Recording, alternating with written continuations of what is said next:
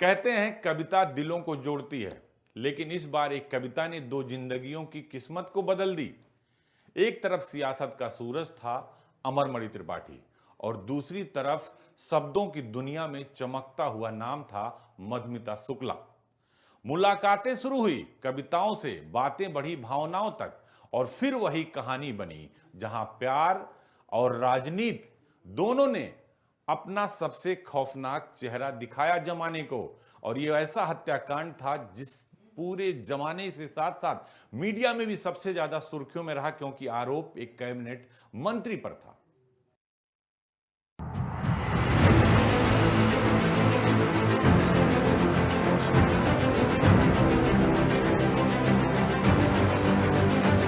मधुमिता की कविताओं ने न सिर्फ श्रद्धाओं का और श्रोताओं का दिल जीत लिया था, बल्कि अमरमणि त्रिपाठी के परिवार तक में अपनी जगह बना ली थी। अमरमणि की मां सावित्री मणि त्रिपाठी मधुमिता के स्वभाव और लेखनी से इतनी प्रभावित हुई कि दोनों के बीच घर आने जाने का सिलसिला लगातार जारी रहा। इसी दौरान एक दिन मधुमिता जब फिर से अमरमणि के घर पहुंची तो अमरमणि की नजर पहली बार उस पर ठहर गई। हालांकि मधुमिता का नाम अमरमणि पहले से ही सुन चुके थे। अपनी मां की जुबानी, उनकी कविताओं, उनकी आवाज और उनके आत्मविश्वास का जिक्र घर में कई बार हो चुका था। पहली ही मुलाकात में अमरमणि ने मधुमिता से कहा, मेरे चुनावी भाषण के लिए कुछ लाइनें लिखो। और मधुमिता ने बिना देर किए अपनी कलम उठा ली और कुछ ही मिनटों में वो लाइनें अमरमणि को सौंप दी। शायद यहीं से एक नई कहानी की इबारत लिखी जाने लगी थी। अब अमरमणि और मधुमिता के बीच मुलाकातों का सिलसिला थमने का नाम नहीं लेता। कभी कविता के बहाने तो कभी भाषण के, कभी राजनीति की चर्चा तो कभी व्यक्तिगत बातों का सिलसिला। दुनिया की नजरों में मधुमिता अमरमणि त्रिपाठी के लिए भाषण लिखने वाली कवयित्री थी।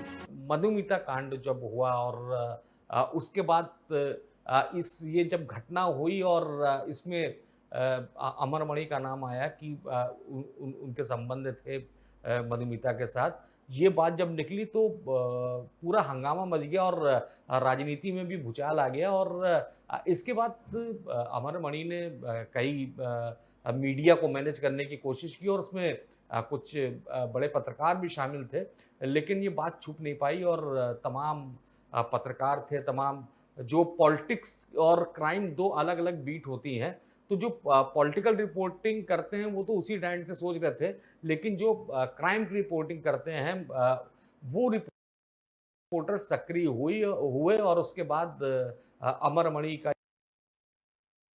ये केस का खुलासा हुआ, उसके बाद जाँच हुई, फिर बाद में सज़ा भी हुई।